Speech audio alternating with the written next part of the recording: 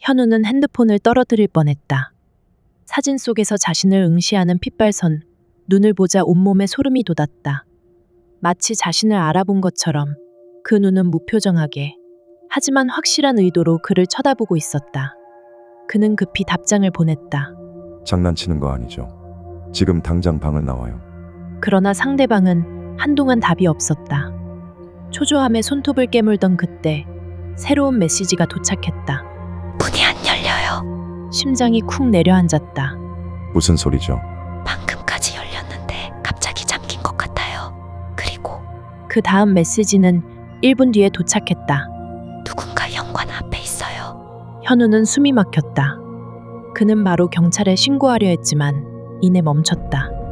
신고한다고 해도 경찰이 도착하기 전까지는 시간이 걸릴 테고, 만약 이게 현실이라면 그가 망설이는 사이 상대방의 메시지가 계속 왔다.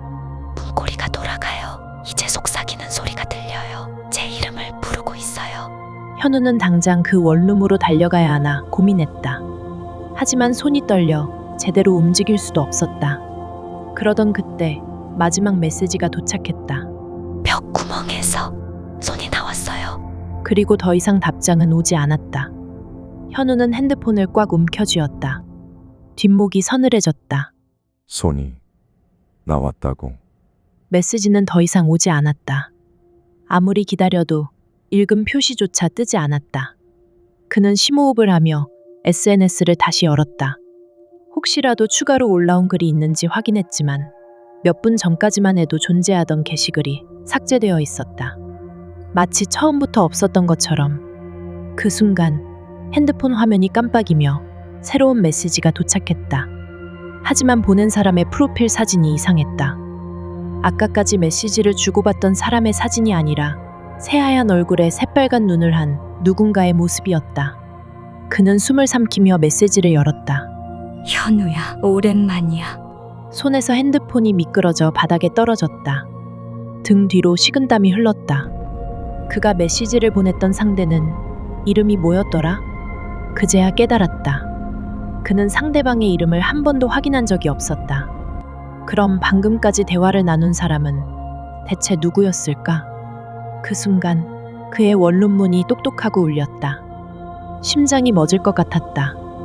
초인종은 울리지 않았고 문 아래로 보이는 그림자도 없었다. 그런데 이번에는 달랐다.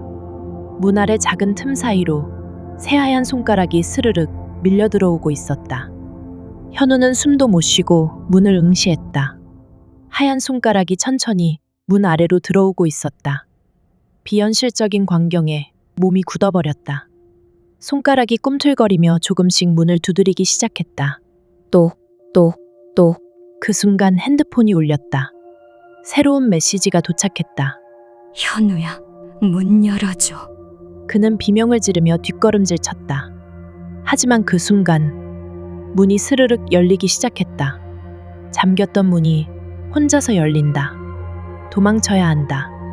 하지만 몸이 말을 듣지 않았다. 문이 완전히 열리자 바깥은 어둡고 텅 비어 있었다. 복도 불빛이 깜빡거렸다. 그런데 바닥에 무언가 찍혀 있었다. 새하얀 손자국이 현우의 방문 앞에서부터 원룸 바깥 복도까지 이어져 있었다. 그리고 복도 끝에 있는 빈 방의 문이 천천히 닫히고 있었다. 저 방은 몇 달 동안 비어 있었다고 했잖아. 하지만 지금 누군가 그 안으로 들어가고 있었다. 그 순간 현우의 핸드폰이 또다시 울렸다. 다음은 내 차례야. 그가 핸드폰을 떨어뜨리는 순간 복도 불이 완전히 꺼졌다. 그리고 어둠 속에서 속삭임이 들려왔다. 현우야,